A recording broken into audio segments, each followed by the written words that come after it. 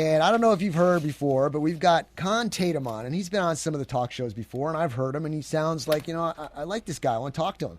So I brought him on into the studio. And Con, why don't you come on into the video here so people can see and say hello to the audience there.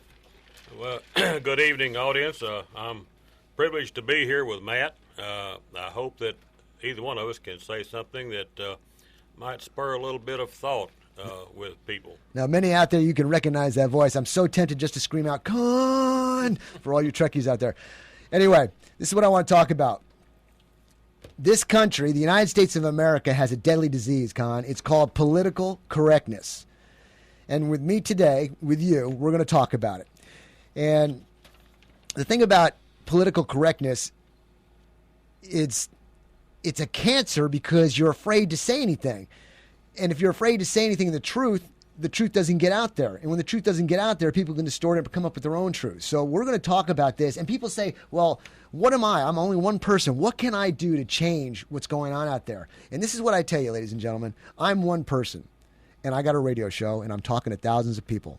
And I just decided to go do it. Get up and do something. Be an active participant. If you don't like what's going on, you got to stand up and say something about it. You cannot be worried about political correctness. So, Con, I want to open this up with you by showing you this article, and we're just going to start having an open discussion. I don't even have questions for you. We're just going to talk because we had such an easy conversation before.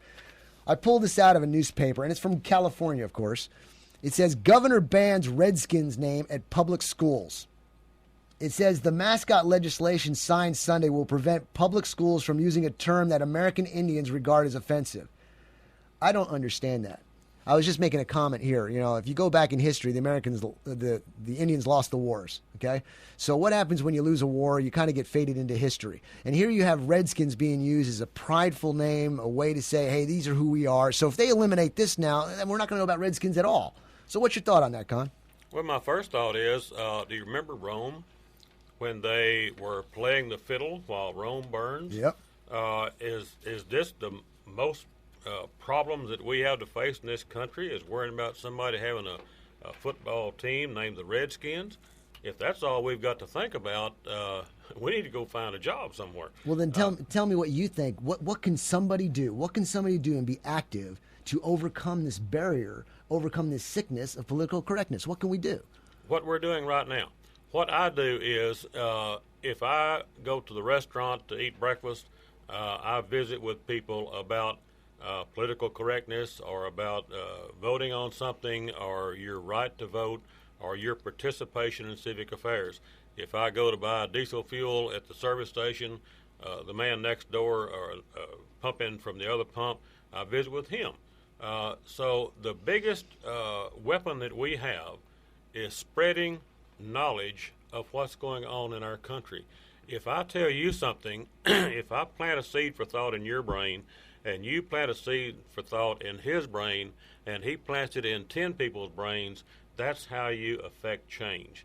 And it's the only weapon that I have. I'm not Donald Trump. I don't have billions of dollars. I can't spend that much money, but I can talk. I think there's something else to it. You're planting a seed, but it's got to be watered. I think part of the water is leading by example, not only just speaking what you know, because I want to bring this up too. You got all these talking heads out there. Ladies and gentlemen, I'm not a talking head. I'm a doer. All I do is I hear what they're saying, and then I go apply that into action. I don't say, okay, we all agree. Okay, now keep doing what you're doing, the same thing as usual. You've got to plant the seed, like you just said, at the gas pump or wherever you are, and talk to that person. But if they see you doing it with action, I believe that's the water to help them get the nerve to do it themselves. What do you think about that? Well, and two, I have a problem with people, politicians, whoever it may be, who continually speak with what I call $10 words. Just for example, if you say someone might possibly, conceivably be disingenuous in his statement to so-and-so, how many truck drivers, plumbers, carpenters, farmers knows what that means? He's lying. If you say he is a blind dog, they know what that means. The scriptures do not say thou shalt not be disingenuous. They say thou shalt not lie. That's pretty plain. So I think if we speak plainly, using plain, old-fashioned English language, then we're a lot more effective than if we try to demonstrate our fabulous vocabulary with all of these $10 words. Yes, sir. I'm a 50-cent word guy myself, okay? All right, so here we have all these politicians. They're in office. We put them there, okay?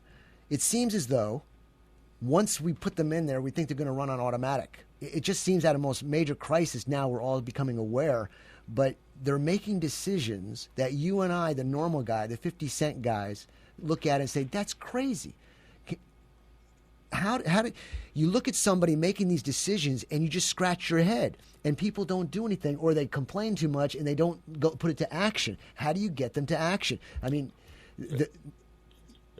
people always say, well, we can't beat him. He's got a war chest of $600 million, whatever it might be.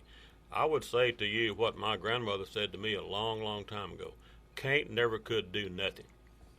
That's right. So if we assume we can't beat that politician, we're wrong. If you put enough feet on the bricks out there carrying his opposition's business card, whatever it may be, you don't have to contribute big money, but put your feet on the ground out there and get out there and beat that sucker. Let's talk about Trump for a second. Just because the man speaks what he thinks, he's not backed by anybody's money but his own. So if you were to use that in this conversation about how he talks straight and direct, have you noticed that a major portion of the U.S. populace is saying, I like this guy. He's telling it the way it is. Somebody's finally saying something. And it's compared to some other politicians who will skirt and say, well, I don't know about that. We might have to check this out or study it because they're worried about their finances coming in, right? Well, the population is hungry for the truth, I believe. I have been saying for several years that when we sacrifice truth at the altar of political correctness, we're making a very, very bad mistake. And I think Donald Trump has enough money that he can afford to just speak the truth. And if it offends somebody, then so be it. So much of politics now is they are so afraid of violating political correctness that they won't tell the truth. They just lie like a dog. That's right. It's I believe Trump is, people say, well, he's giving money to these people and giving money to these people. He's a businessman. He's like, hey, man, I want to build a building. Okay, you need some money. Here you go. He finally realizes, in my opinion, that you guys are sinking the ship. I need to come in here and square you guys away so we can keep business as usual without sinking the ship. And these other people want to continue business as usual, like you're saying, and we're just going to head down a slippery slope of oblivion. So hopefully we can turn this around. And that's why we talk about it like this on the show, ladies and gentlemen, to get you up and active in society, and do like Con says here, talk to the person at the gas pump, talk to the person in the cashier line, tell them what you know, and lead by example. And you can lead by example in your churches and in your organizations, and they can see, hey, this is a person that knows what they're talking about, knows what they're doing, and is actually putting into place or into action what they speak, right? One reason I talk so much to people is very often I'm speaking to someone who is not well versed in the subject. A school bond or whatever the subject may be, and I give some examples, common sense, common man examples, and I see the light come on. You can recognize his acceptance of that point. Do you have an example? If you're just looking at his eyes, I was just talking to a man not long ago who is of Hispanic descent, and he said, well, we have got to have more labor here from South America, Central America. We've got to have the labor to build the roads, roof the houses, etc. I said, okay, we might need more labor. Why don't we stop paying people not to work? If you pay people not to work, why do you expect them to work? We can get the same labor if we just stop paying people not to work in this country.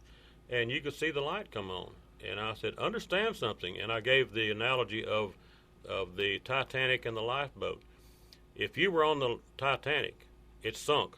You're the captain of a 50-man lifeboat. How many people are you going to put in your lifeboat? Understand, if you put 75, you're going to sink the boat. That's right. But that's the way America is. America is the lifeboat to the world. You have got to limit how many people you put in this lifeboat, or you're going to sink the boat called America. That's why I brought up Trump. I believe he's seen that, and he wants to stop the ship from sinking. Yeah. So, when I said that, you could see that Hispanic man, you could see the light come on. And he understood, he agreed, and he knew what I was talking about. All right, well, Con, look, time flies by real quick. I've got to move on to another segment. Tell me something. Tell the people something out there that you got the opportunity, the mic here. 30 seconds. What do you want to say to get them moving, get them in the right direction, or just give them your thoughts? What do you got? Go to work. I was raised with a work ethic. If I am standing here and I see you picking up something that's too heavy, I help you pick it up because I was raised with the work ethic. I was raised not to stand by and let you do everything. So I would teach my children two things. I would teach them how to work, and I would teach them what no means. If you teach them how to work, they'll always make a living and provide for the family. If you don't teach them what no means, there's a place in Huntsville called the Texas Department of Corrections. They'll teach them all about what no means. That's right. So you've got two very important things to do with your children. Teach them how to work and teach them what no means.